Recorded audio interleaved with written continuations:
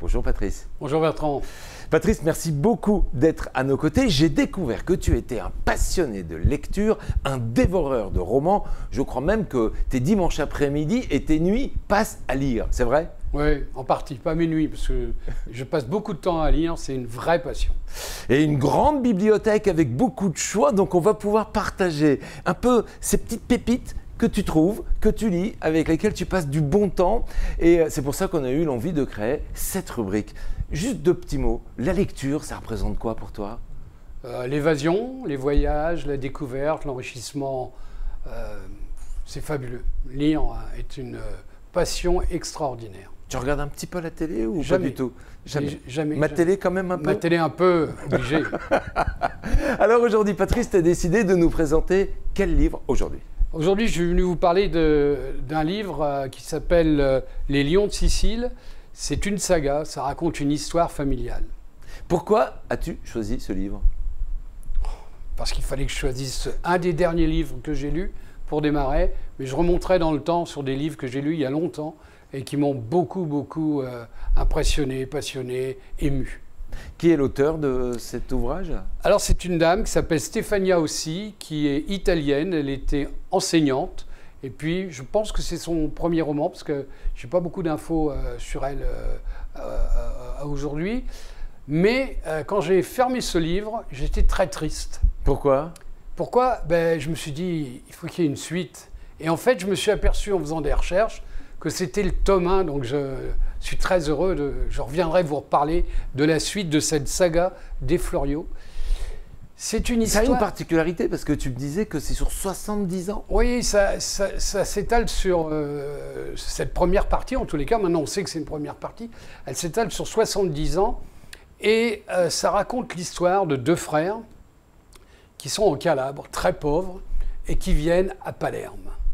Et on va suivre ces deux frères tout au long de leur vie, et qui est une vie hors du commun. Les Fleuriot, cette famille-là, c'est une famille qui a réellement existé. Et ce livre nous raconte les débuts très difficiles, le refus de leur acceptation sur le territoire de Palerme, les embûches qu'ils ont eues, les misères qu'ils ont eues. Et puis, au fur et à mesure du roman, on voit un des deux frères qui est visionnaire, qui a vraiment des idées extraordinaires sur le commerce, sur le développement de son entreprise et qui va devenir un personnage important de Palerme. Mais il sera vraiment jamais admis dans la haute société de Palerme et ça, c'est un drame pour lui. Et j'imagine, puisque là, à la fin de ce roman, on arrive au petit-fils des deux frères, d'un des deux frères. Et j'imagine que cette partie-là nous racontera comment le petit-fils, lui, réussira à s'intégrer dans la bonne société de Palerme. Eh ben, tu vois, tu m'en as donné envie de découvrir cette histoire. Ça se passe à quelle époque? Alors, il quitte la Calabre en 1799 et on finit dans les années 1880. Donc c'est aussi un regard porté sur la société de cette époque aussi. C'est l'intérêt aussi, je suis passionné par les romans historiques parce que ça nous donne une vision de l'époque. Moi j'ai vraiment l'impression de me balader en calèche, de me balader avec eux sur le port de Palerme, etc. Donc c'est vraiment, ouais, c'est fabuleux. C'est facile à lire?